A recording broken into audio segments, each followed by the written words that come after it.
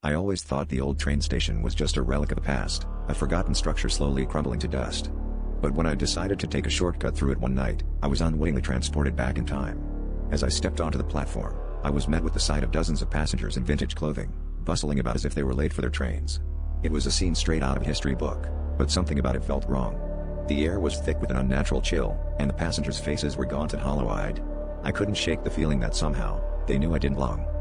The conductor's whistle pierced the air, and the sound echoed ominously through the station, bouncing off walls that seemed to close in around me.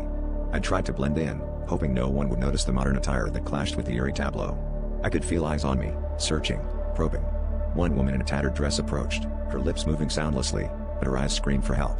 Behind her, shadows began to stretch and twist, reaching out as if to ensnare me. I stumbled back, trying to make sense of the chaos unfolding around me.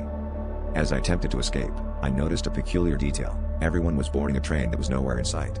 The passengers moved in unison towards the end of the platform, vanishing into the dense fog that seemed to pulse and breathe with life of its own. My heart pounded as I realized the fog was not just obscuring the view, it was erasing them from existence. Against my better judgment, I stepped closer, compelled by an inexplicable urge to understand what lay beyond the mist. The woman reappeared beside me, her arm outstretched, beckoning me to join her. Her eyes pleaded with a desperation that gripped my soul.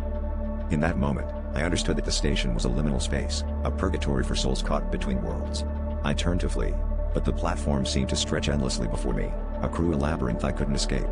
Just as the fog began to curl around my feet, I awoke on the ground outside, drenched in sweat, gasping for air.